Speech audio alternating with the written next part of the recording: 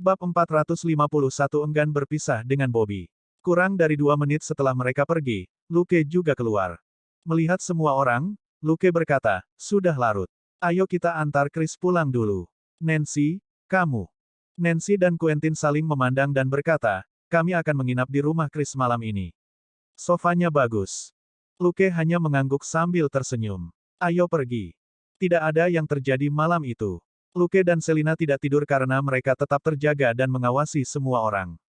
Baru pada pukul 10 pagi berikutnya, ketika Luke dan Selina sedang sarapan, keempat orang yang tidur itu akhirnya bangun. Nancy dan Quentin berterima kasih kepada Luke dan mengucapkan selamat tinggal kepada Chris sebelum mereka pergi. Setelah mereka pergi, Luke membawa Chris di mobilnya ke supermarket untuk mengisi kembali makanan dan barang-barang lain yang mereka gunakan.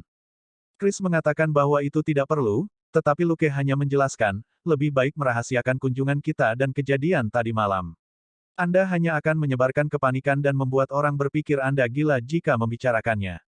Jadi, lebih baik mengembalikan semuanya seperti semula. Chris tidak bisa berkata apa-apa. Begini, sebenarnya ini bukan masalah uang. Setelah Luke menyingkirkan barang-barang yang telah mereka beli di seluruh rumah, Chris kagum melihat bahwa itu hampir sama seperti sebelum Luke dan yang lainnya datang tadi malam. Bagaimana Anda mengaturnya? Dia bergumam. Lukas tersenyum. Kami detektif polisi, kami terlatih dalam berbagai aspek. Ingat, jangan menyebut nama itu kepada siapapun, bahkan kepada Quentin atau Nancy. Anggap saja itu mimpi. Jika kau bertemu dengannya lagi, hubungi aku. Chris menerima kartu nama resmi Luke dan dengan hati-hati menyimpannya sebelum dia melihat Luke dan Selina pergi. Melihat mobil mereka menghilang di ujung jalan, dia menghela nafas dan merasa sedikit sedih. Mungkin dia harus meminta ibunya untuk memindahkannya ke sekolah lain yang jauh dari Springwood. Ide itu muncul di hatinya. Luke dan Selina berangkat, diikuti oleh Bobby. Mereka pergi ke perkemahan sekolah menengah nomor 37 dan bertemu lagi dengan putri kembar Jeff. Luke memperingatkan mereka untuk tidak menyebarkan desas-desus tentang Springwood lagi dan juga tidak terlalu paranoid, tetapi si kembar hanya menatapnya dengan curiga. Luke dan Selina saling memandang, kehilangan kata-kata. Ekspresi ini, sama seperti Karen. Sesuatu memang terjadi, tapi itu urusan polisi. Mengapa Anda begitu antusias menyebarkan berita mengerikan seperti ini di kamp? Untuk menakut-nakuti teman sekelasmu dan membuat gurumu gila? Tanya Lukas. Si kembar terdiam, hingga Susina, sang kakak, bergumam, kami, hanya ingin tahu yang sebenarnya. Lukas mengangguk riang. Maka kamu bisa belajar dengan giat, dan setelah kamu lulus dari universitas, datang bekerja sebagai detektif polisi. Kasus pembunuhan lama di pusat kota lah saja bisa mengisi ruang arsip seluas 200 meter persegi, dan terus menumpuk setiap tahun. Garis-garis gelap menutupi kepala si kembar. Apakah itu ada hubungannya dengan mereka? Luke melanjutkan dengan kejam, juga, tim investigasi polisi yang berspesialisasi dalam kasus lama selalu kekurangan tenaga. Mereka memecahkan 3 kasus lama tahun lalu, yang merupakan rekor tertinggi sepanjang masa. Sekarang, tinggal beberapa ribu kasus lagi, yang saya yakin akan memenuhi keinginan Anda untuk mengungkap kebenaran. Si kembar. Luke masih tidak yakin setelah menggunakan metode ini untuk mengekang semangat gosip si kembar. Mengambil keuntungan dari keadaan gelisah mereka, Luke mengaktifkan komunikasi mental dan menanamkan sugesti mental di dalamnya. Tapi dia tidak terlalu berharap bahwa saran ini akan sangat efektif. Si kembar ini sama paranoidnya dengan ibu mereka, itu sudah menjadi sifat mereka. Komunikasi mental tidak cukup kuat untuk mencuci otak mereka, tapi tidak ada lagi yang bisa dilakukan Luke untuk saat ini. Poin penting adalah bahwa Freddy belum mati. Jika si kembar menyebarkan berita tentang ketenaran Freddy lagi, orang itu mungkin dipanggil sekali lagi dengan sangat cepat. Luke masih belum tahu bagaimana cara melenyapkan Freddy, dan tidak tertarik untuk memotong orang lemah ini dan membakarnya lagi. Setelah berurusan dengan si kembar, dia pergi untuk menyapa Juliet dan menjelaskan apa yang terjadi di Springwood secara samar sebelum menyatakan bahwa kasusnya sudah ditutup. Sayangnya, Will Rollins yang malang masih tidak diizinkan untuk ambil bagian dalam sisa kamp. Setelah meninggalkan kontaknya dengan Juliet, Luke kembali ke lab bersama Selina dan Bobby. Luke mengantar Bobby ke atas ke apartemen tempat Bobby masih tinggal. Sesaat kemudian, Luke kembali ke mobil dan mendesah tak berdaya. Selina merasa itu aneh. Kenapa aku merasa kamu tidak ingin berpisah dengan Bobby? Setelah keheningan singkat, Luke menggelengkan kepalanya. Saya sangat berharap mereka bisa segera menggali tambang emas. Tambang di Boomtown masih ditutup. Ketika Luke menanyakan kabar kepada Kapten Wells, dia mengetahui bahwa agen FBI palsu itu akan pergi dalam seminggu, yang jauh lebih awal dari yang diproyeksikan 1 bulan. Bobby tidak ada hubungannya di sana untuk saat ini, jadi dia akan tinggal di La selama beberapa hari. Apa yang Luke benar-benar enggan untuk berpisah adalah komunikasi mental Bobby. Baru saja, dia telah memainkan 2 putaran blackjack lagi dengan Bobby dan kalah. Kemampuan Bobby dalam daftar telah berubah menjadi abu-abu dan untuk sementara tidak tersedia. Orang itu benar-benar sial karena terseret ke dalam mimpi buruk Freddy 2 kali tadi malam. Siapa yang tahu jika reaksi antara komunikasi mental Bobby dan invasi mimpi Freddy entah bagaimana bisa membawa Freddy kembali. Luke tidak berani membiarkan nasib buruk pria itu berlanjut, yang bisa membuatnya terbunuh. Sekarang, Luke hanya bisa menunggu tambang emas digali, mungkin Bobby akan merasa penuh untuk Luke kemudian karena membantunya menghasilkan banyak uang. Jika pria itu masih tidak merasa bersyukur, Luke hanya bisa terus bertaruh dengannya. Setelah menyelesaikan insiden Springwood secepat mungkin, Luke dan Selina langsung kembali ke kantor polisi, dan Elsa terkejut melihat mereka. Apa yang terjadi? Sudah selesai, kata Luke singkat. Elsa tidak bertanya lagi. Ketika mereka berada di tugas pribadi, dia hanya perlu tahu di mana mereka berada dan tidak akan menanyakan detailnya. Jika ada masalah, dia tidak akan bisa berpura-pura tidak tahu jika urusan dalam negeri datang mengetuk. Jadi kenapa kamu di sini? Tanya Elsa. Luke terkekeh dan berkata, untuk kasus. Jika ada yang mendesak, saya bisa mengerjakannya terlebih dahulu. Petik 2. Elsa bertanya dengan curiga, apakah kamu masih memiliki beberapa kasus? Luke berkata, saya sangat efisien, saya bisa berbuat lebih banyak. Elsa menatapnya dengan aneh, tetapi dia menggali banyak file kasus yang ada di mejanya.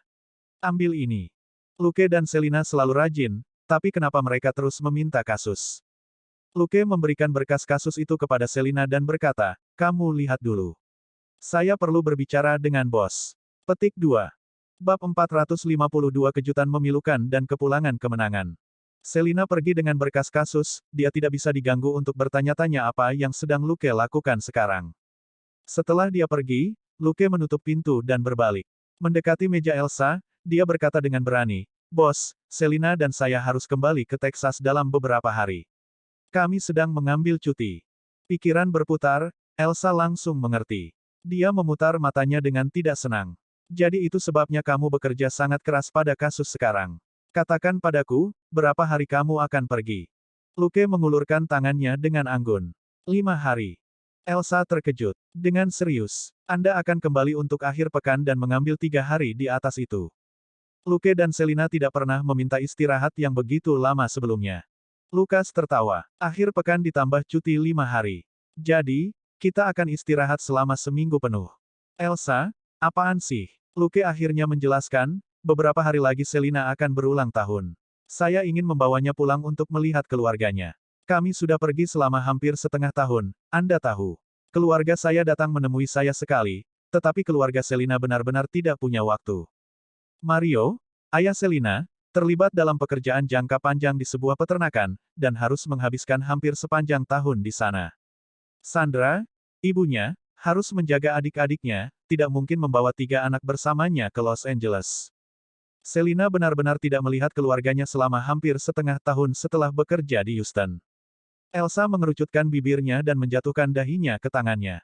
Setelah berpikir selama hampir setengah menit, dia hanya bisa menganggukkan kepalanya pasrah. Baik. Luke dan Selina adalah detektifnya yang bersemangat dan paling cakap. Secara teknis, dia dan Selina bahkan agak bersahabat. Selina belum pulang selama setengah tahun, dan itu adalah hari ulang tahunnya. Elsa tidak mampu menolak permintaan ini. Selain itu, Luke dan Selina mengambil cuti berbayar, memberi tahu Elsa hanya untuk menghormatinya.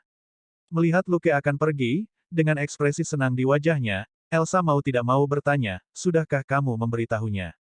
Luke berbalik dan tersenyum lebar. Ini kejutan ulang tahun. Tentu saja itu rahasia. Elsa mendengus dan menundukkan kepalanya untuk melihat filenya sambil menunjuk dengan satu jari. Keluar dari sini. Sial, mengapa tidak ada pasangannya yang begitu perhatian? Wanita besi itu tiba-tiba merasa sedikit sedih dan patah hati. Tunggu, Luke dulu adalah pasangannya juga, tetapi mereka telah berhenti bekerja sebelum ulang tahunnya, jadi dia tidak pernah menikmati perlakuan seperti itu. Jika tidak, Dengan pasangan yang penuh perhatian dan cakap yang akan kembali bersamanya ke Miami untuk ulang tahunnya untuk menikmati matahari, betapa indahnya itu. Begitu saja, Elsa, wanita cakap ini, tenggelam dalam kesedihan yang langka. Luke mulai membuat persiapan yang tenang dan menghabiskan beberapa hari berikutnya bekerja keras pada kasus-kasus, yang dapat dianggap menyelesaikan terlebih dahulu pekerjaan yang seharusnya mereka lakukan selama cuti mereka. Jika situasi mengizinkannya kali ini, dia mungkin bisa mengunjungi tempat lain dalam perjalanan pulang ini. Selina bisa mengambil cuti 1 minggu untuk ulang tahunnya dan keluarganya. Luke bukan orang yang merayakan ulang tahunnya, 3 hari di Shackelford adalah waktu istirahat yang cukup lama baginya. Selina begitu sibuk berlari berputar-putar selama beberapa hari berikutnya sehingga dia tidak menyadari bahwa ulang tahunnya yang ke-26 sedang menyelinap padanya. Pada tanggal 21 April sore, Luke dan Selina pulang kerja lebih awal. Ayo berkemas dan pulang. Selina, bukankah mereka sudah ada di rumah? Luke berkata, kembali ke Shackelford. Aku merindukan Claire dan Joseph. Apakah kamu tidak merindukan Talia, Andrea dan Julio? Selin? Apa? Dia masih merasa bingung ketika Luke mendorongnya ke kamarnya. Tertegun sejenak, dia kemudian bersorak keras dan dengan cepat mulai berkemas. Dia pada dasarnya tidak perlu membawa barang-barang pribadi, dia masih punya banyak barang di rumah. Sebagai gantinya, dia akhirnya bisa membawa kembali berbagai hadiah yang telah dia beli untuk keluarganya. Tidak seperti Luke, yang lebih suka mengirim hadiahnya ke rumah melalui FedEx, Selina suka memberikannya kepada keluarganya secara langsung.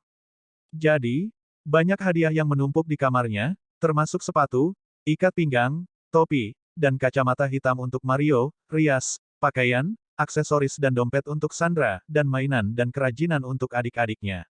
Semuanya diisi 2 tas besar. Untungnya, Luke hanya memiliki tas punggung yang praktis kosong dan Selina hanya membawa tas kecil, jadi koper mereka tidak lebih berat dari biasanya. Mereka berkendara ke bandara dan mengambil penerbangan yang sudah dipesan sebelumnya langsung ke Dallas.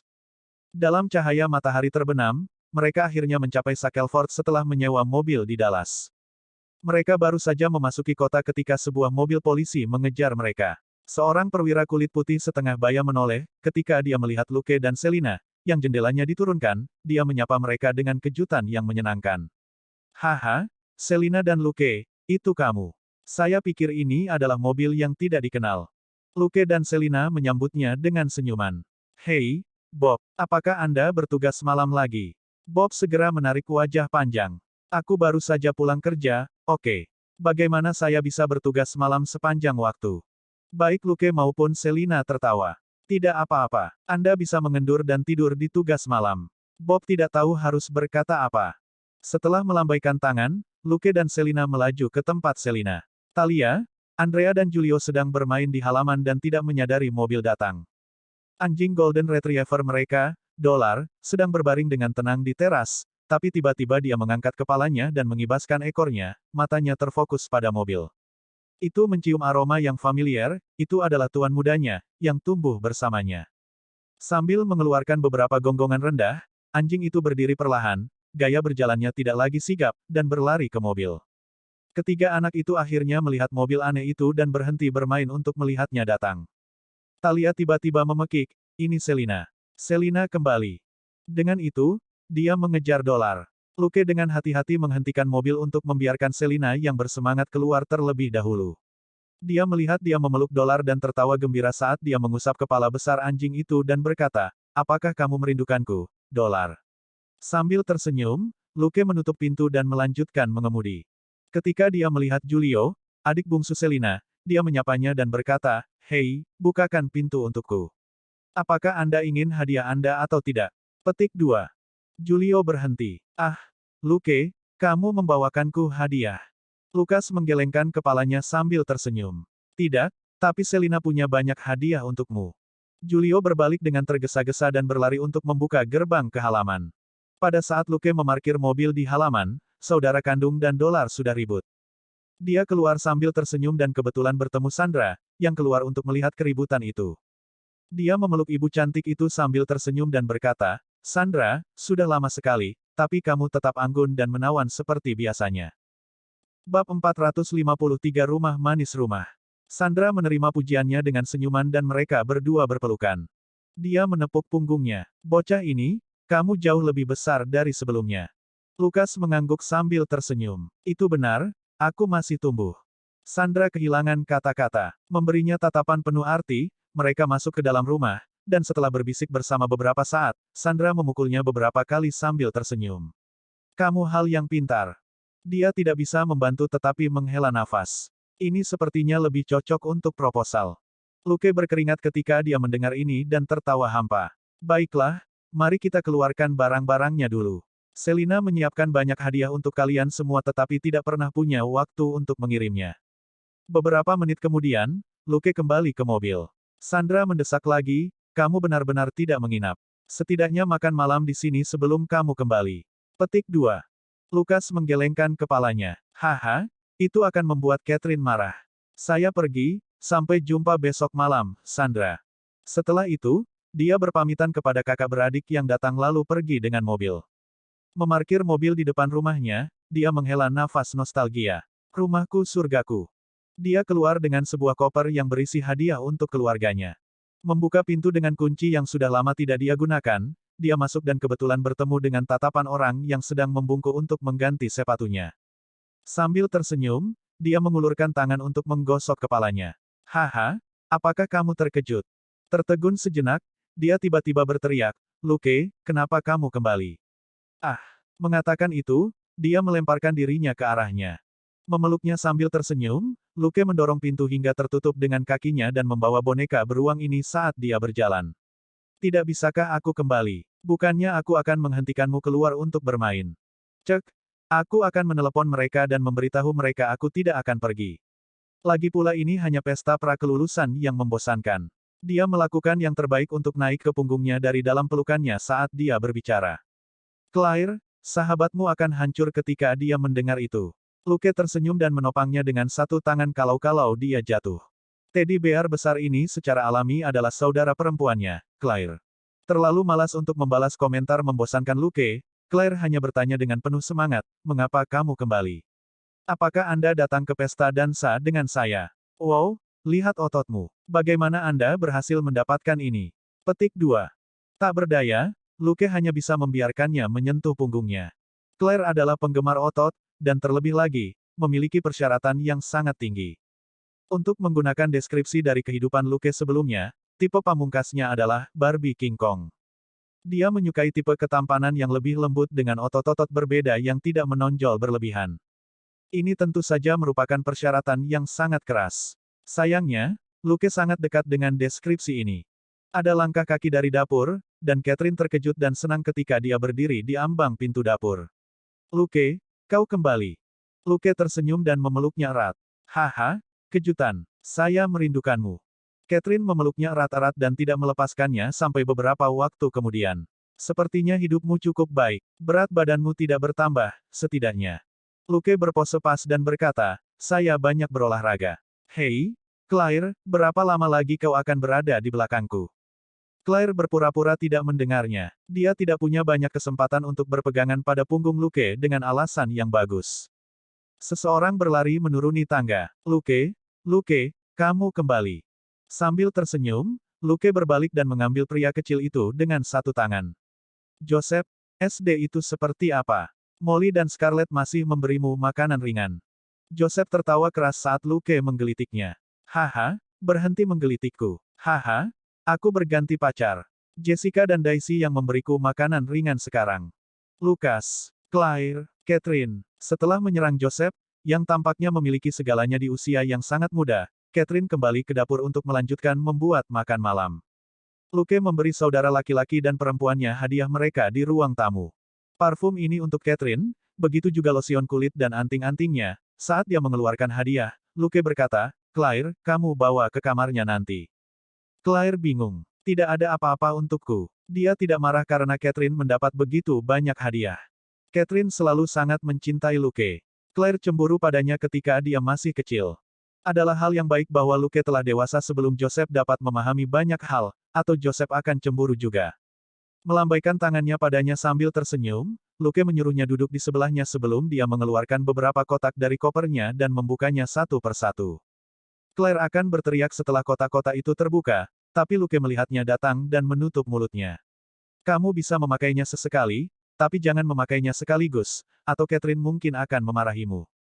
Claire mengangguk cepat dan menutup kotak-kotak itu sebelum bergegas kembali ke kamarnya bersama mereka. Kembalilah setelah kamu menemukan tempat yang aman bagi mereka. Hadiah Catherine masih ada di sini, teriak Luke, tidak terkejut dengan reaksinya. Hadiahnya untuk Claire tidak bisa dianggap mahal. Mereka adalah jam tangan terbaru yang diproduksi oleh Swatch, yang masing-masing berharga 1 hingga $200. Bahkan jika digabungkan, harganya tidak semahal set perawatan kulit yang dia beli untuk Catherine. Jam tangan itu berwarna-warni dan baru, dan lebih modis daripada praktis.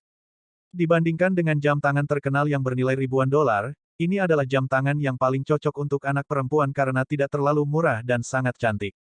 Mereka dapat dengan mudah diganti dengan model yang lebih baru setelah mereka keluar dari mode dalam 1 atau 2 tahun.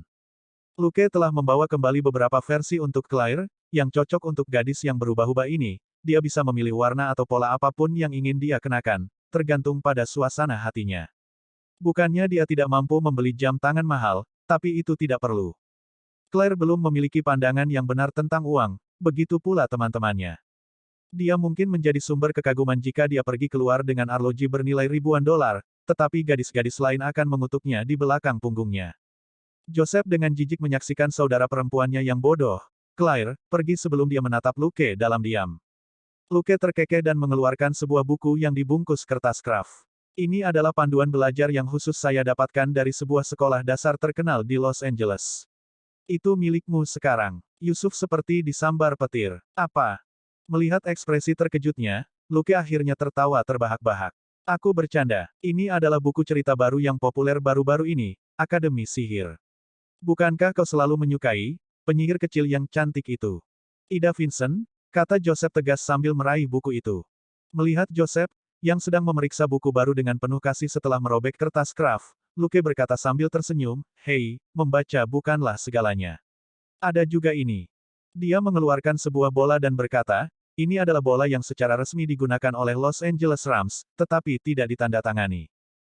Bab 454 Hadiah untuk semua orang dan kontrak transfer.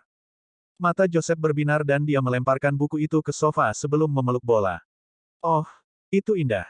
Luke merasa geli. Penyihir cantik tidak bisa dibandingkan dengan sepak bola. Hati-hati, Anda mungkin tidak mendapatkan pacar di masa depan. Petik 2. Aku bisa mencari pacar kapan saja. Mudah. Di luar jawaban yang tergesa-gesa ini, Joseph tidak punya waktu untuk repot-repot dengan Luke saat dia bermain sepak bola dengan penuh semangat. Setengah jam kemudian, kedua anak yang masih bersemangat itu dipanggil untuk makan malam, tetapi mereka sesekali melihat ke atas. Di lantai atas adalah tempat harta baru mereka disimpan, di kamar tidur mereka. Sayangnya, sudah terlambat bagi Claire untuk memamerkan jam tangannya yang glamor dan modis kepada teman-temannya, dan Joseph juga tidak bisa bermain bola di luar. Catherine adalah yang paling tenang di antara mereka semua. Ketika Claire mengoceh tentang hadiah Luke untuknya, dia hanya tersenyum dan mengatakan kepada putrinya untuk berhati-hati agar tidak menyemprotkan roti yang dia makan di atas meja. Tapi Robert tidak ada di sini. Dia sedang menonton sepak bola di tempat rekannya. Dengan Luke bekerja di kota lain, Claire akan lulus SMA dan Joseph di sekolah dasar, hidup menjadi sangat santai bagi Robert dan Catherine. Sementara Luke tidak pernah secara langsung mengirim uang ke rumah, dia akan mengirim kembali beberapa barang sesekali, dari pakaian hingga peralatan rumah tangga yang praktis, atau sepatu dan topi hingga riasan. Robert dan Catherine tidak pernah terlalu suka berbelanja. Dengan barang-barang yang dikirim Luke kepada mereka, mereka hampir tidak perlu mengeluarkan uang sepeser pun lagi. Uang yang mereka tabung untuk dana kuliah Luke sekarang menjadi milik Claire, jadi Robert tidak perlu berusaha keras untuk menabung lagi dan hari-harinya jauh lebih santai. Sedangkan Yusuf, dia baru berusia 6 tahun. Robert memiliki 1 dekade atau lebih untuk menabung dana kuliah untuknya. Karena hari-harinya lebih santai, Robert lebih banyak menghabiskan waktu menonton sepak bola di tempat rekannya. Bahkan Catherine telah mengambil alat-alat seni yang telah lama ditinggalkannya dan akan sesekali melukis cat minyak, yang merupakan cinta terbesarnya di masa lalu. Sementara dia adalah seorang guru biologi sekolah menengah, dia memiliki hati seorang seniman. Setelah makan malam, Luke dan Catherine mengobrol sambil mencuci piring di dapur. Mendengar apa yang Luke katakan, Catherine mengerutkan kening. Kamu perlu berbicara dengan Robert tentang itu. Lukas memutar matanya. Dengan temperamennya yang buruk, dia pasti akan meneriakiku jika aku memberitahunya. Catherine tahu itu benar, tapi dia masih menggelengkan kepalanya. Ini adalah bisnis yang Anda dirikan dan Anda harus menjalankannya. Tidak perlu memberikannya kepada kami. Petik 2. Lukas menghela napas. Tidak ada yang tahu apa yang akan terjadi. Kau dan Robert adalah satu-satunya orang yang bisa kupercaya. Untuk berbagai alasan, aku tidak bisa meninggalkan benda itu atas namaku. Apakah kamu dalam bahaya? Catherine bertanya dengan cemas.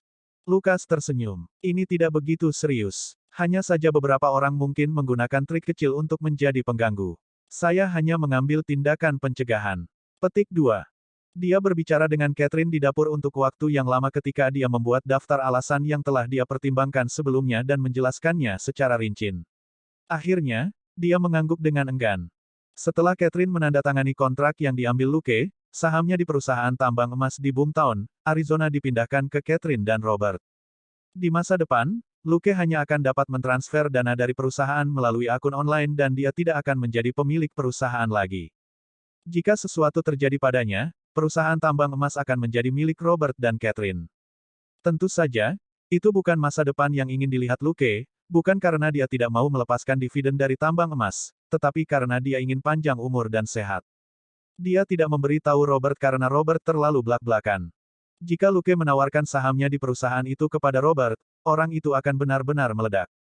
Luke menduga bukan karena Robert tidak pernah memiliki kesempatan untuk menghasilkan banyak uang, tetapi karena dia tidak pernah menginginkannya. Kalau tidak, dengan koneksi Robert, seperti Direktur Thomas di Houston, dia bisa menghasilkan banyak uang. Bahkan sebelum itu, pengalaman Robert saat bertugas di luar negeri selama bertahun-tahun tidak sesederhana itu.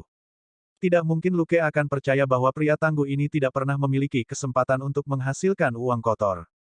Robert mungkin membenci kehidupan seperti itu dan tidak menginginkan uang sebanyak itu di hati nuraninya, itulah sebabnya dia kembali ke Shackelford sebagai sheriff. Biaya hidup di sini tidak mahal, dan baik dia maupun Catherine tidak boros, jadi hidup mereka tidak sulit. Sekarang, tanpa perlu membesarkan 3 anak sekaligus dan menabung dana kuliah untuk Luke dan Claire, hidup mereka menjadi lebih mudah. Setelah pertandingan sepak bola selesai, Robert pulang dengan semangat tinggi. Dallas Cowboys pasti memenangkan pertandingan hari ini. Ketika Robert masuk, dia tidak bau alkohol. Dia adalah seorang peminum moderat, dia hanya minum bir dan tidak pernah berlebihan. Ketika dia masuk, dia meletakkan kuncinya dan bertanya, "Sayang, siapa di sini?" Secara alami, dia telah melihat mobil sewaan Luke yang diparkir di luar. Luke menoleh dari tempatnya duduk di sofa. Kejutan, Robert. Tertegun, Robert bertanya dengan mata terbuka lebar, "Mengapa kamu di sini, bocah? Jangan bilang LAPD mengusirmu." Baik Catherine dan Luke memutar mata mereka. Mulut pria ini selalu busuk saat bersama Luke. Tentu saja, Luke tidak lebih baik saat dia langsung membalas, "Lihat dirimu, seolah-olah Dallas Cowboys akhirnya mengalahkan Green Bay Packers hari ini.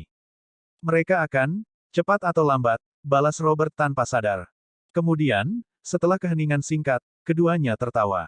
Pertengkaran setiap hari ini persis sama dengan setengah tahun yang lalu. Di ruang tamu, semua orang membicarakan apa yang terjadi akhir-akhir ini. Luke dan Catherine berbicara melalui telepon setiap beberapa hari, kebanyakan sebelum Catherine pergi tidur di malam hari. Robert juga kadang-kadang berpadu, jadi mereka tahu apa yang terjadi satu sama lain. Hanya saja sebelum ini, mereka tidak pernah membicarakan hal sepele seperti bagaimana kota telah berubah, atau bagaimana keadaan Claire dan Joseph di sekolah. Topik mengerikan yang dibicarakan ketiga orang dewasa ini dengan cepat membuat kedua lelaki kecil itu ketakutan. Mereka bertiga tertawa tanpa suara ketika mereka melihat dua lelaki kecil itu naik ke atas untuk tidur. Baru saat itulah Luke menyebutkan hari ulang tahun Selina, dan dia meminta Catherine untuk membantu keesokan harinya. Robert hanyalah seorang pria kasar yang tidak bisa melakukan tugas rumit semacam ini. Setelah mendengarkan Luke, Robert memandangnya dengan curiga. "Kamu tidak merencanakan proposal kejutan untuk Selina, kan?" Catherine menepuk Robert sambil tersenyum. "Apa yang kamu pikirkan? Dia baru 18 tahun." Robert menepuk dahinya. "Saya lupa." "Tidak? Tunggu, bagaimana jika dia menabrak seseorang?" "Baik, aku salah, sayang." Pria kasar yang telah membuat komentar kasar ini dipukul dengan lembut oleh Catherine lagi. Bab 455 Hari yang santai dan Selina yang tertegun. Luke memutar matanya ke PDA orang tua angkatnya. Dia berkata, "Baiklah, itu saja. Anda harus pergi bepergian ketika liburan musim panas tiba. Kapan terakhir kali Anda bepergian?" 5 tahun yang lalu. 10. Jangan hidup seperti orang tua. Anda hanya sedikit di atas 40, Anda masih muda. Robert dan Catherine bertukar pandang dan sedikit tergoda. Robert berkata, tapi Joseph dan Claire. Luke menyarankan, kirim mereka ke kakek. Biarkan mereka menghabiskan beberapa minggu di peternakan kakek. Ini akan menguatkan mereka dan melatih mereka untuk bekerja dengan tangan mereka. Itu akan membunuh 3 burung dengan 1 batu. Robert dan Catherine tidak mengatakan apa-apa, tetapi dari ekspresi mereka, mereka jelas tergoda. Claire akan lulus dari sekolah menengah di musim panas. Dia bisa mendaftar kuliah sedikit lebih awal atau lebih lambat. Juga, dia secara teknis sudah dewasa sekarang, dan rumah tangga ini telah mengajarinya cara mengendalikan diri. Dengan demikian, kakek Luke hanya perlu mengawasi Yusuf yang masih kecil. Peternakan kakeknya tidak kekurangan tangan, dan ada sejumlah wanita di sana yang memiliki anak sendiri. Seharusnya tidak menjadi masalah. Robert dan Catherine tidak pernah mempertimbangkan hal ini sebelumnya. Seolah-olah Luke telah membuka pintu ke dunia yang sama sekali baru bagi mereka. Luke adalah keponakan Catherine dan Claire adalah putrinya dengan mantan suaminya. Hanya Joseph yang merupakan anak biologis Robert dan Catherine. Mereka berdua harus bekerja lebih keras untuk mengurus keluarga yang unik ini. Setelah terlalu lama mengurus rumah tangga dan 3 anak, mereka lupa bahwa mereka berhak atas kehidupan mereka sendiri. Luke juga hanya memikirkan ini karena Jeff dan Karen. Putri kembar mereka masih bersekolah, tetapi pasangan itu bisa pergi ke Maroko untuk menikmati kemegahan gurun Sahara. Tidak ada alasan mengapa Robert dan Catherine tidak bisa bepergian jika mereka tidak kekurangan uang atau waktu. Sudah larut ketika mereka membahas masalah ini, dan mereka pergi tidur. Keesokan harinya, Selina tidak bangun sampai matahari tinggi di langit, yang merupakan hak istimewa yang tidak dia nikmati selama beberapa hari. Mungkin karena itu adalah kunjungan rumah yang jarang, tetapi Luke secara khusus mengatakan kepadanya bahwa dia bisa tidur selama istirahat ini. Sebenarnya, Selina sudah bangun jam 9, tapi dia terlalu malas untuk bangun. Sama seperti ketika dia berada di rumah setengah tahun sebelumnya, dia meninggalkan kamarnya dengan kaus longgar dan sandal. Mendengar langkah kaki, Sandra bahkan tidak memandangnya dan hanya berkata, sarapan ada di dapur, bantu dirimu sendiri. Saya perlu mendapatkan beberapa barang. Petik 2. Selin menguap. Apakah Anda membutuhkan saya untuk mengantar Anda? Sandra sudah membukakan pintu. Tidak, tidak sejauh itu. Selina menyelesaikan sarapan dengan malas dan menonton TV, tetapi tiba-tiba bosan. Jika ini Los Angeles, dia bisa menghabiskan sepanjang hari berbaring dan tidak melakukan apa-apa. Tapi sekarang dia bisa kembali dan berbaring, dia merasa ada sesuatu yang salah. Berpikir sejenak, dia menepuk dahinya tanpa daya. Sial, aku merasa pria itu akan muncul entah dari mana dan meneriakiku untuk pergi berlatih. Dia tidak bisa menahan tawa pada kata-katanya sendiri. Sementara Luke sering berteriak padanya untuk pergi berlatih, ada juga manfaatnya. Setidaknya, dia tidak pernah kekurangan makanan lezat, dan jika dia menyelesaikan pelatihan yang dijadwalkan, dia bisa sedikit mengendur selama jam kerja. Hari-harinya di Los Angeles sibuk dan nyaman. Jika itu orang lain, seperti Sonia dan Elizabeth, hari-hari mereka pasti sibuk, tapi tentu saja tidak senyaman itu.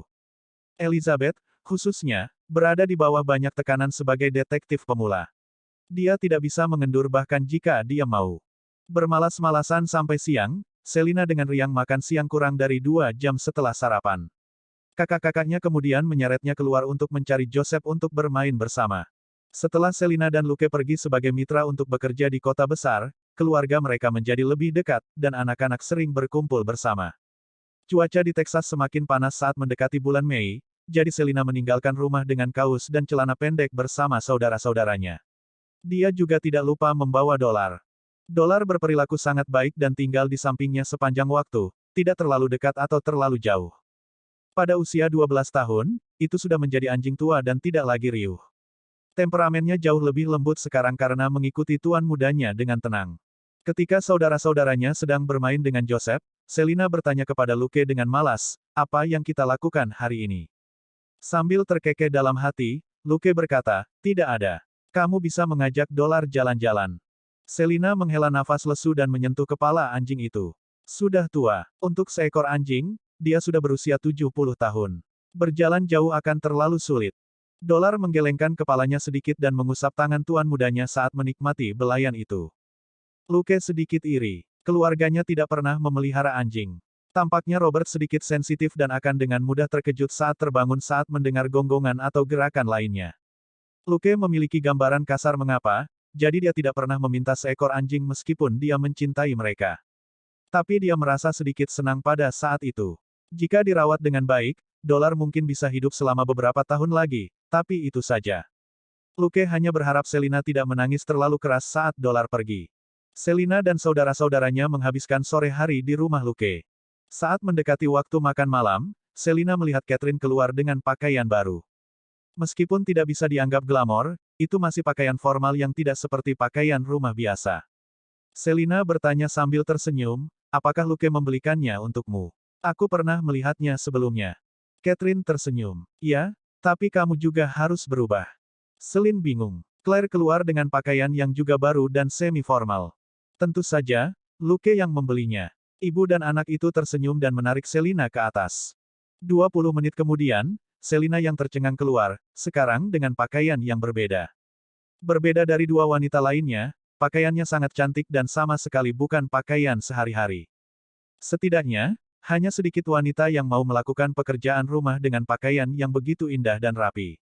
Itu adalah gaun putih dengan desain yang mirip dengan yang dikenakan Natalie sebelumnya. Selina memandang Luke begitu dia keluar.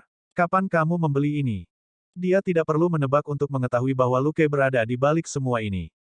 Ekspresinya iri saat melihat berbagai gaun putih yang dikenakan Natalie dan Luke tentu saja tidak lupa. Luke berkata sambil tersenyum, tidak lama sebelum kita kembali. Selina bertanya dengan curiga, apakah ada yang salah? Kenapa aku merasa kalian semua menjadi sedikit aneh, seolah-olah kalian menyembunyikan sesuatu dariku? Semua orang berkeringat. Seperti yang diharapkan dari seorang detektif berpengalaman dari divisi kejahatan besar, dia memiliki naluri yang tajam. Bahkan dalam suasana santai ini, dia masih merasakan ada sesuatu yang terjadi. Bab 456 Hadiah ulang tahun yang tidak akan pernah ketinggalan gaya. Luke tersenyum dan mengulurkan tangannya. Ayo pergi, ada acara yang harus kita hadiri malam ini. Selina bersenandung sebagai tanggapan dan tidak menganggapnya aneh. Luke akan memainkan trik kecil sesekali, tetapi dia tidak pernah berlebihan dan sangat perhatian. Mereka membawa dua mobil. Mobil Robert dan Catherine memimpin dan saudara-saudara Selina bersama mereka, sementara Luke membawa Selina, Claire, dan Joseph di mobilnya. Robert mengambil walkie-talkie dan berkata, "Oke, kita akan pindah. Bersihkan tanah." Ada respon cepat dari walkie-talkie. "Salin itu, bos." Catherine tertawa terbahak-bahak. "Kami tidak akan pergi untuk menangkap pencuri. Bukankah ini sedikit berlebihan? Bersihkan tanah." Robert mengangkat bahu. "Karena bocah itu ingin bermain, kita akan bermain bersama." "Hei, menurutmu kapan kita harus pergi berlibur?" Catherine memelototinya. "Mengapa kamu tidak bisa belajar dari Luke?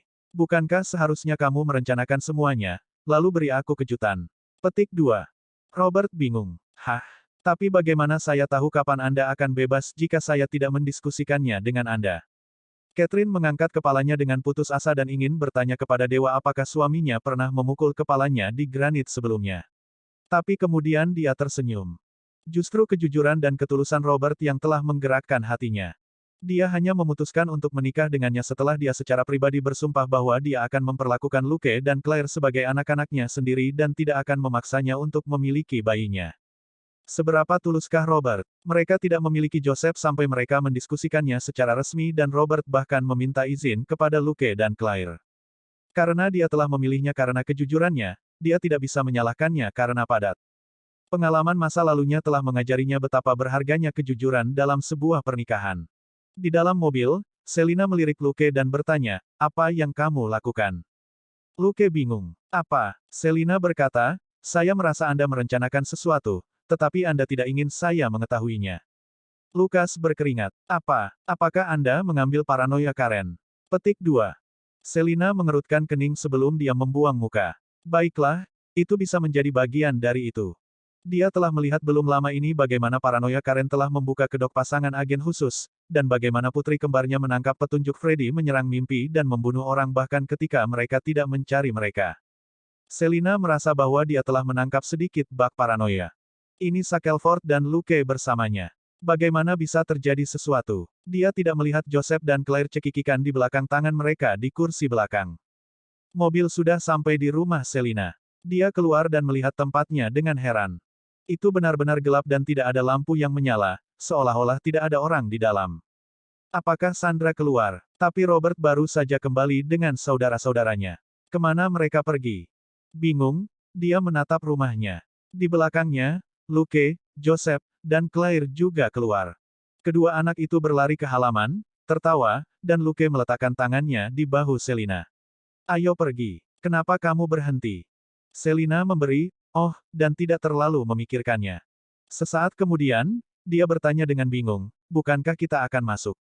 Ini, ke halaman belakang. Apa yang sedang terjadi? Luke berkata sambil tersenyum, untuk melihat apakah Sandra ada di halaman belakang. Dia tidak ada lampu di rumah, kata Selina, tapi dia membiarkan Luke menariknya ke halaman belakang. Saat mereka berbicara, dua anak di depan sudah berkeliling rumah ke belakang. Luke juga menyeret Selina di sekitar rumah ke halaman belakang. Melihat halaman belakang yang remang-remang, Selina merasa ada sesuatu di sini, dan terasa lebih rapi dan luas dari biasanya. Dia berkata, tidak ada orang di sini, ayo masuk ke dalam. Kejutan, lingkungan mereka tiba-tiba menyala dengan lampu warna-warni, dan kerumunan besar orang muncul dari berbagai sudut saat mereka meneriakkan kata yang sama. Selina tercengang. Hah, itu lebih mengejutkan daripada kejutan. Jika Luke tidak meraih tangannya, dia akan mengeluarkan pistolnya. Siapapun akan waspada ketika sekelompok orang tiba-tiba muncul entah dari mana di halaman belakang mereka yang tenang. Pada saat itu, seluruh halaman belakang menyala. Ke atas. Deretan lampu peri berwarna-warni menggambar garis-garis cerah berwarna-warni di halaman belakang. Beberapa lampu LED terang juga dinyalakan dan Selina dapat dengan jelas melihat wajah semua orang. Ayahnya Mario, ibunya Sandra, dan saudara-saudaranya berseri-seri saat mereka memandangnya. Kemudian ada keluarga Robert serta beberapa rekan dari Departemen Kepolisian Kota. Sisanya adalah tetangga dan sepupunya. Berdiri di sampingnya, Luke berkata sambil tersenyum, "Selamat ulang tahun, Selina." Selina, hah, dia tidak bereaksi untuk sesaat. Dia kemudian mengingat tanggal dan tercerahkan. Ulang tahunku. Sialan, aku benar-benar lupa tentang itu. Semua orang tertawa. Saat Luke mengangkat tangannya, mereka berkata pada saat yang sama, "Selamat ulang tahun." Melihat segala sesuatu di sekitarnya, Selina tiba-tiba memeluk Luke dan mencium pipinya. Terima kasih. Semua orang bersorak lagi. Melihat itu, Catherine tidak bisa menahan diri untuk tidak bergumam kepada Robert, apakah benar-benar ada sesuatu yang terjadi di antara mereka berdua. Robert, hah, bukankah kamu memberitahuku untuk tidak terlalu memikirkannya tadi malam? Tentu saja, tidak ada yang mengaitkan makna yang lebih dalam pada tindakan Selina. Di sini, tidak aneh bagi seorang pria untuk mencium pria lain ketika dia bersemangat, meskipun masih harus dilihat apakah dia akan dipukuli karenanya. Itu adalah acara barbeque yang cukup meriah. Selain keluarga dan rekan kerja, banyak tetangga yang dekat dengan mereka juga datang. 10 atau lebih anak-anak yang bebas untuk akhir pekan bersenang-senang di luar. Tapi Selina bersinar paling terang malam ini. Baik dia dan gaun putihnya sangat menawan. Ketika sudah larut, semua orang mengucapkan selamat tinggal satu demi satu dan pergi. Luke kemudian menarik Selina ke dalam rumah dan memberinya sebuah kotak kecil. Ini hadiah ulang tahunmu. Selina sangat senang. Yang lainnya, dia berpikir bahwa gaunnya adalah hadiah Luke untuknya. Luke merasa geli. Pakaian akan ketinggalan zaman, tapi benda yang kuberikan padamu ini tidak akan pernah. Selina dengan bersemangat membuka kotak itu, hanya untuk terkejut dengan apa yang dilihatnya. Apa-apaan? Ada seekor babi emas kecil dan imut yang berbaring diam di dalam kotak perhiasan. Babi emas bertahan selamanya, kata Luke sambil tersenyum. Oke, mimpi indah malam ini. Dengan itu, dia menyelinap pergi sebelum pelahap tertentu kembali ke akal sehatnya. Sesaat kemudian, Selina menggertakkan giginya. Kamu brengsek, apakah kamu mengejek fakta bahwa aku bisa makan begitu banyak? Meraih babi emas yang indah dan menggemaskan itu, dia meremasnya. Itu cukup bagus untuk disentuh. Menatap babi emas sejenak, dia menghela nafas. Baik, saya harus mengakui bahwa Anda cukup lucu. Jauh lebih manis dari pria itu. Bab 457 cukup, saatnya menunjukkan cara selesai. Malam itu, Selina memegang babi emas kecil di tangannya dan tidak tertidur untuk waktu yang lama. Di luar jendela, itu adalah malam yang dingin dan berbintang. Hari ketiga adalah hari libur yang sebenarnya. Pesta ulang tahun Selina telah usai, dan Luke tidak perlu khawatir lagi. Robert mengusulkan kontes api cepat, yang ditolak dengan tegas oleh Luke. Dia tidak ingin Robert atau siapapun dihantui oleh nasib buruk, jadi dia harus dengan sengaja kalah, yang akan membuang-buang waktunya. Bosan, dia menyelesaikan sarapan sebelum duduk di sofa dan membaca file di laptopnya. Kedua lelaki kecil itu berteriak ketika mereka memainkan permainan TV di ruang tamu. Setelah membaca file untuk sementara waktu, Luke akhirnya melemparkan laptopnya ke samping dengan marah dan bangkit. Cukup. Kedua lelaki kecil itu berbalik dan menatap kosong padanya. Hah? Dia berjalan mendekat dan merebut pengontrol itu dari tangan Claire. Kamu membuat begitu banyak kebisingan untuk dua nobs kelas 3. Biarkan saya menunjukkan kepada Anda bagaimana hal itu dilakukan. Petik 2. Beberapa menit kemudian, Luke tertawa terbahak-bahak. Hahaha, dapatkan combo 18 hitku. Ambil ini. Pengendali itu tergantung lemas di tangan Joseph seperti penuh keputusasaan, dia menyaksikan karakternya dikirim terbang ke langit dan bahkan tidak bisa mendarat. Di layar, kata-kata muncul saat karakternya dipukul sekali, 2 kali, 3 kali, 18 kali. Akhirnya, dengan tangisan yang berlarut-larut, karakter Joseph meninggal. Melihat Luke, yang tertawa sekencang karakternya di dalam game, Joseph memutar matanya dan memberikan kontrolernya kepada Claire. Anda, pergilah. 2 menit kemudian, tangisan sedih dan sedih seorang gadis terdengar dari TV. Ah! Gadis SMA di layar telah jatuh sebagai. Dengan baik. Claire memelototi kakak laki-lakinya yang sangat senang di sebelahnya. Itu curang. Luke bertanya, bagaimana kecurangan itu? Saya tidak menggunakan cheat apapun. Claire berkata, bagaimana kamu bisa menang hanya dengan menahanku di udara sepanjang waktu? Itu tidak adil. Luke berkata, itu combo yang dibuat oleh game. Bagaimana kamu bisa menyalahkanku? Pagi itu, Luke memberi mereka pukulan di setiap permainan yang mereka mainkan. Luke sedang membaca di laptopnya di ruang tamu ketika Catherine kembali pada siang hari, dan dia merasa aneh bahwa tidak ada tanda-tanda dua anak lainnya. Di mana mereka? Catherine tahu bahwa kedua lelaki kecil itu sangat dekat dengan Luke, terutama karena dia sudah lama tidak kembali. Luke terkekeh dan berkata, aku mengalahkan mereka dalam permainan, jadi mereka membawa konsol itu ke tempat Talia. Catherine merasa terhibur. Apakah kamu harus begitu keras pada mereka? Lukas terkekeh. Aku hanya sedang mood. Aku lupa bersikap lunak pada mereka. Sambil menggelengkan kepalanya, Catherine tidak mau diganggu untuk menanggapi dan pergi ke dapur. Yang satu mau memukuli yang lain, dan dua lagi mau menderita. Tidak ada yang bisa disalahkan untuk apapun. Hari berlalu dengan tenang, sampai Luke menerima telepon di malam hari. Melihat nomor itu, dia mengangkat panggilan sambil tersenyum. Palmer, kamu tidak sering meneleponku. Palmer terdiam beberapa saat sebelum dia menghela nafas. Itu benar, jadi, aku butuh bantuanmu dengan sesuatu. Luke menepuk dahinya diam-diam dan bersenandung. Aku mendengarkan. Mengetahui bahwa Luke tidak suka membuang waktu untuk omong kosong, Palmer langsung memotongnya. Martin kabur dari panti jompo. Luke tidak mengatakan apa-apa dan hanya terus mendengarkan. Kabur bukanlah masalah besar, dan Luke tidak bisa menemukannya, tidak ketika dia berada di Texas. Itu kalau Martin tidak kabur ke El Paso, yang sebenarnya dekat dengan Shackelford. Palmer terdiam lagi. Tanpa terburu-buru sama sekali, Luke dengan santai menyesap tehnya. Martin pergi mencari Dito Flores, kata Palmer akhirnya. Luke berpikir sejenak dan samar-samar mengingat nama ini. Pemimpin keluarga Flores di Meksiko. Palmer berkata, ya, mengapa? Martin tidak bersama Dea, tanya Luke. Palmer menghela napas lagi. Saya menemukan beberapa petunjuk secara kebetulan selama penyelidikan saya. Istri Martin, ditabrak mobil atas perintah Dito. Ketika dia meninggal. Lukas mengusap dahinya. Dari 3 hal teratas yang menjamin balas dendam dan kebencian, membunuh istri atau anak seseorang pasti salah satunya. Dan Dito Flores telah melakukan keduanya. Mengingat kemarahan Martin, Dito mungkin sudah ditakdirkan. Apa yang kamu ingin aku lakukan? Lukas bertanya. Palmer terdiam lagi, hanya suara napas samar di telepon yang memberitahu Luke bahwa dia belum menutup telepon. Bantu aku membawa Martin kembali, kata Palmer. Luke berkata, dengan kemampuan Martin, saya mungkin harus menyelamatkan nyawa Dito Flores.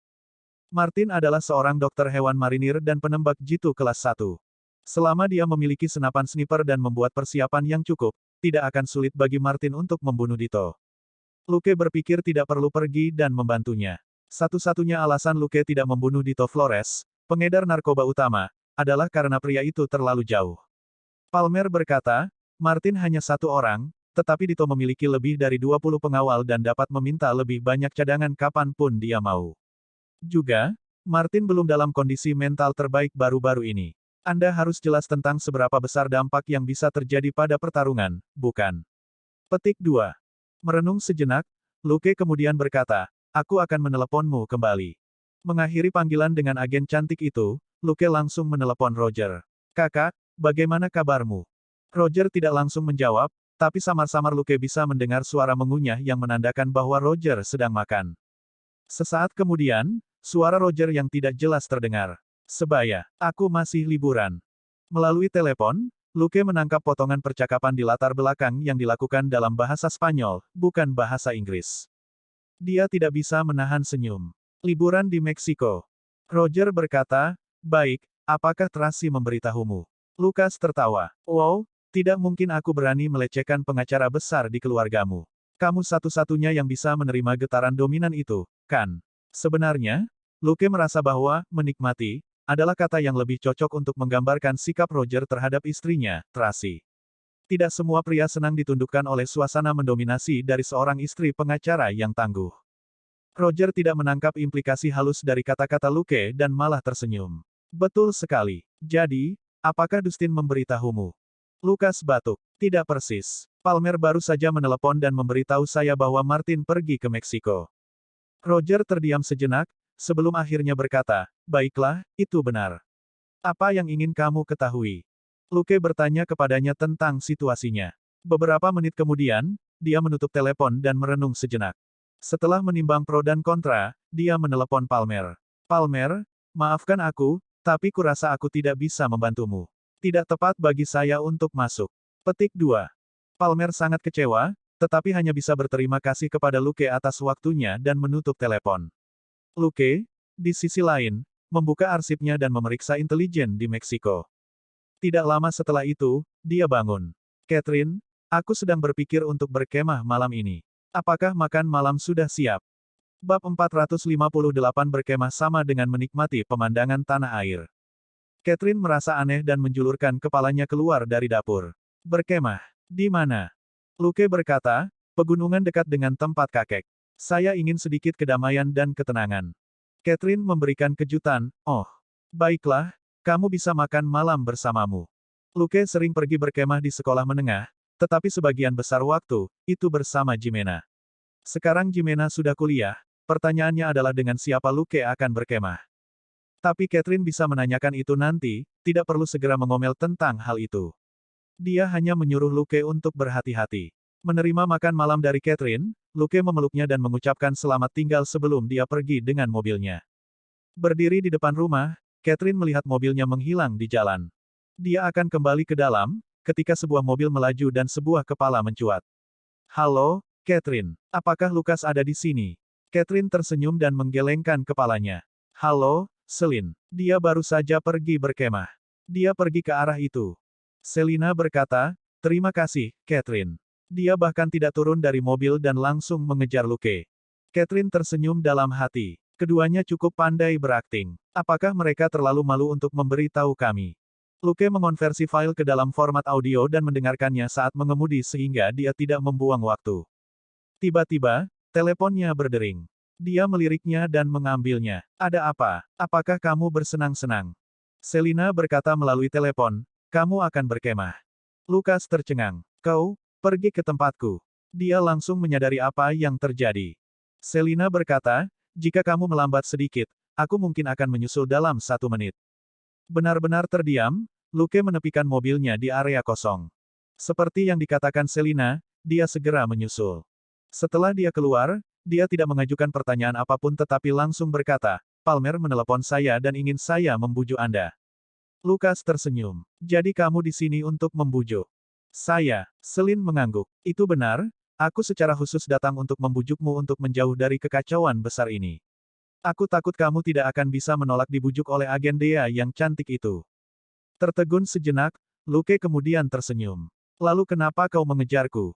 Selina menatapnya dengan marah. Jika aku tidak datang, kamu mungkin akan pergi berkemah di Meksiko malam ini, kan? Dia tidak bisa diganggu untuk menyatakan yang sudah jelas. Jika Luke benar-benar akan keluar untuk bersenang-senang, dia pasti sudah memberitahunya. Fakta bahwa dia menyelinap diam-diam jelas merupakan masalah. Lukas menggaruk kepalanya. Siapa yang tahu bahwa Palmer benar-benar akan membuat Selina membujuknya? Apakah itu perlu? Dia hanya tidak ingin pergi ke Meksiko dengan identitas aslinya, itu saja. Seperti yang diharapkan, kecantikan besar tidak bisa diandalkan sama sekali. Mengutuk Palmer diam-diam, dia menghela nafas. Yah, Martin adalah rekan kita di divisi kejahatan besar, jadi aku ingin memeriksanya. Selama tidak ada yang terjadi, saya tidak akan mengambil tindakan apapun. Petik 2. Tidak terkejut, Selina mengangguk. Oke, aku ikut denganmu. Luke, kurasa itu tidak perlu, kan? Selina memberinya pandangan sekilas. Saya khawatir setelah mendengar permohonan Palmer, Anda akan menyerang dengan sembrono dengan senjata yang menyala-nyala untuk menghadapi ratusan dealer. Lukas tersenyum kecut. Apakah aku sebodoh itu? Selina menyipitkan matanya padanya. Aku tidak berpikir begitu sebelumnya, tapi sekarang, hehe. Luke melakukan upaya terakhir. Tapi ini hari ulang tahunmu. Itu kemarin. Selina memotongnya. Kau selalu ingin beristirahat, Luke terus mencari alasan lain. Saya sudah cukup istirahat, sekarang, tulang-tulangku gatal semua. Selina meretakkan buku-buku jarinya. Lukas mengangguk tak berdaya. Baiklah, kita akan pergi bersama. Tapi kita harus mengemudikan mobil Sandra kembali, dan aku akan memberi tahu Catherine. Selin mengangguk. 10 menit kemudian, Luke pergi ke rumah Selina setelah mengambil tas besar dari tempatnya. Di bawah tatapan rumit Sandra, mereka menegaskan bahwa mereka akan berkemah di pegunungan bersama. Melihat mobil itu pergi, Sandra bergumam, aku ingin tahu apakah Selina membawa kondom. Seharusnya aku bertanya padanya. Dia kemudian terhibur. Lupakan. Lagi pula dia sudah cukup tua untuk menjadikanku seorang nenek. Di sisi lain, Luke memberikan file itu kepada Selina. Menutup matanya, Selina mendengarkan file dan mengingat informasinya. Ada lebih dari 2 juta penduduk di Tijuana. Bagaimana Anda akan menemukan Martin? Dia bertanya. Luke bertanya, bagaimana menurutmu? Selina berkata, kami mencari Dito Flores karena Martin mengincarnya. Luke bersenandung setuju. Apakah kamu punya alamat Dito? Luke bersenandung lagi sebagai tanda terima. Intelijen yang dia kumpulkan sebagian besar terfokus pada geng La tetapi satu bagian menutupi sindikat besar di Meksiko. Luke sudah merencanakan untuk pergi berburu di Meksiko dalam perjalanan kembali ke Texas ini. Keluarga Carlos dari sebelumnya hanyalah sebuah geng kecil tetapi telah memberinya banyak pengalaman dan poin kredit. Geng yang lebih besar berarti hadiah yang lebih besar. Dia akan berangkat keesokan paginya bahkan jika Palmer tidak meneleponnya. Dia tidak melakukan apa-apa selain melanjutkan perjalanannya, jadi setelah mengurus masalah Martin, dia bahkan mungkin punya waktu untuk pekerjaan lain. Apakah tidak nyaman dengan Selina di sekitar? Tentu saja tidak. Dengan alasan membantu Martin keluar, tidak masalah bahkan jika dia melakukan pembunuhan besar-besaran. Bagaimanapun, ada Martin yang harus disalahkan. Dengan cara ini, mereka berdua menuju barat daya. Dengan Selina di sekitar, Luke tidak perlu repot-repot mendengarkan file, dia hanya perlu mendengarkan Selina menyoroti poin utama. Pada tengah malam, Luke menghentikan mobil dan Selina segera membuka matanya. Di mana kita? Dia tidak tidur, tetapi mendengarkan file-file itu. Luke tersenyum dan keluar. Ayo pergi. Kami bilang kami akan berkemah. Selin memutar bola matanya. Tidak butuh 7 jam untuk berkendara ke peternakan kakekmu. Mengikuti Luke, dia keluar dan melihat sekeliling. Tempat apa ini? Hutan belantara yang tenang di sekelilingnya bahkan lebih sunyi di malam hari. Tidak ada lampu sejauh mata memandang. Taman Nasional Big Bend, jawab Luke. Dia mengeluarkan tas besar dari bagasi dan berkata, ayo pergi. Perjalanan masih panjang. Mengikutinya, Selina tidak bisa menahan diri untuk tidak bertanya, apakah kita benar-benar akan pergi berkemah. Taman Nasional Big Bend cukup terpencil, tetapi merupakan tempat indah yang terkenal dengan campuran tanah tandus, tanaman hijau, ngarai, dan sungai. Tapi lokasi pemandangan yang luar biasa seperti itu tidak ramai bahkan selama liburan. Luke berkata sambil tersenyum, tentu saja. Kami akan berkemah di sini selama beberapa hari dan memanjakan mata kami dengan keajaiban alam yang agung dari tanah air kami yang agung. Mendeteksi penghinaan di mata Selina, Luke menghentikan tindakan angkuh itu. Baik, sebenarnya, kami akan melakukan perjalanan rahasia ke Meksiko. Dengan cara ini, tidak akan ada catatan tentang kita yang melintasi perbatasan.